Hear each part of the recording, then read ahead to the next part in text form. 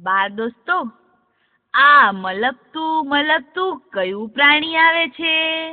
ઊંટભાઈ. હા, ને એમની પાછળ આ કૂતરા જેવડું કોણ છે? શિયાળભાઈ. હા, શિયાળભાઈ છે. હા, આમ બંને મિત્રો કઈ તરફ ચાલ્યા ભાઈ? લાવો, ત્યારે આપણે ઊંટને જ પૂછી જોઈએ. ઊંટભાઈ, ક્યાં જાઓ છો? શેરડીના ખેતરમાં શેરડી ખાવા. હવે મને સમજાયું. તો સાંભળો બાળ દોસ્તો, એકવાર શિયાળને શેરડી ખાવાનું મન થયું. એણે આ વાત ઊંટને કહી. ઊંટને પણ શેરડી ખાવી હતી ને જુઓ, બંને તો ઉપડ્યા શેરડી ખાવા. ને આમ આગળ આવી નદી. હવે આ જોઈ ઊંટે શિયાળને કહ્યું, શિયાળભાઈ, બોલો ને ઊંટ કાકા. તમે છે ને જાઓ, હું તમને નદી પાર કરાવી દઉં. સારું. શિયાળને તો પાણીમાં તરતા આવડતું જ નહોતું ને તો પીઠ પર બેસી ગયું અને બંને જણા નદી પાર કરવા લાગ્યા. ઊંટની ઉપર શિયાળ બેઠું, મજા પડી ભાઈ મજા પડી. ઊંટની ઉપર શિયાળ બેઠું, મજા પડી ભાઈ મજા પડી. બંને જણા નદી પાર કરી ગયા ને આમ આગળ ચાલતા ચાલતા એક ખેતર દેખાયું. બંને ધીમે ધીમે કરતા ખેતરમાં બેઠા. ખેતરમાં કોઈ નહોતું. બંને ધરાઈને એકદમ પેટ ભરીને શેરડી ખાધી. મજા પડી એને શિયાળભાઈ? આટલી બધી શેરડી ખાવાની કેવી મજા પડી? બહુ મજા પડી. અને શેરડી ખાધા પછી શિયાળને તો ગાવાનું મન થયું. શિયાળ કે, ઊંટ કાકા, હું ગાઉં?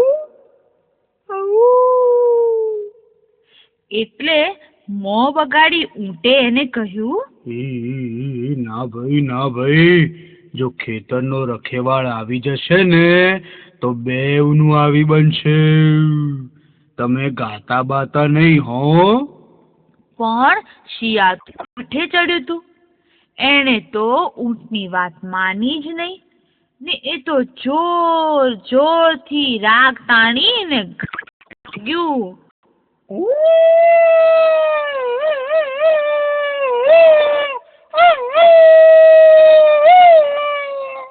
ને આ અવાજ ખેતરનો રખેવાળ હાથમાં લાકડી લઈને આવી ગયો ને શિયાળ તો છટકી ગયો. એ તો નાનકડું પ્રાણી છે, એ તો ખેતરમાંથી સરકીને બહાર જતો રહ્યું.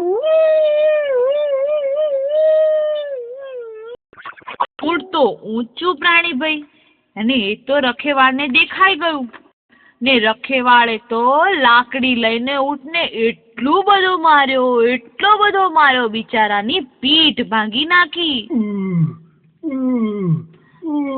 મરી ગયો. આ શિયાળ ભાઈ મને એકલો મૂકીને છટકી ગયા. મેં એમને આવી રીતે બૂમો પાડવાની ના પાડી હતી, તો પણ એમને બૂમો પાડી અને છેવટે માર ખાવાનો વારો મારે આવ્યો. ઓ બાપા રે, મરી ગયો. મારો મને વાગે છે. માર ખાઈને બિચારો ઊંટ ખેતરની બહાર આવ્યો. શિયાળ તો દૂર ઊભું હતું. ઊંટ તો કઈ ના બોલ્યું. એને પણ મનમાં વિચારો આવવા માંડ્યા. બંને ધીમે ધીમે નદીને કાંઠે આવ્યા. ફરી શિયાળ ઊંટની પીઠ પર બેસી ગયું.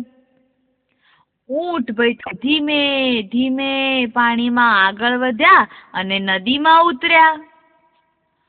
ઊંટ ઉપર શિયાળ બેઠું, મજા પડી ભાઈ મજા પડી.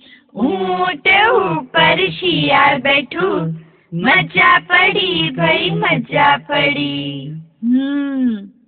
ઊંટ નદીની મધ્યમાં આવી ગયું અને વચ્ચે આવીને ઊંટે તો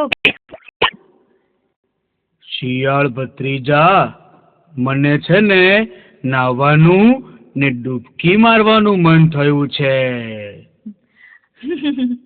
આ સાંભળી શિયાળ ગભરાઈ ગયું. તેણે ઘણી આજીજી કરી, પણ ઊંટ માને ખરું?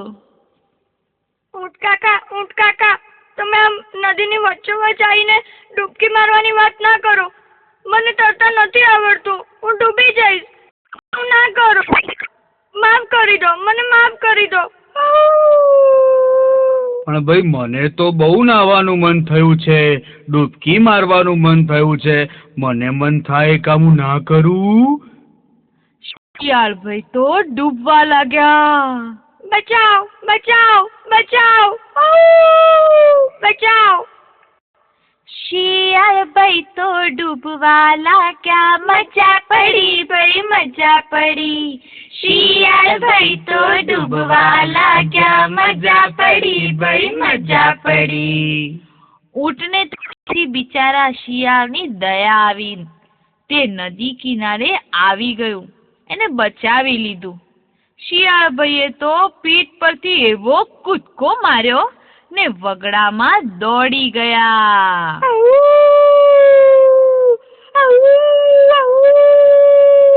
અરે શિયાળ ભાઈ, આભાર તો માનો.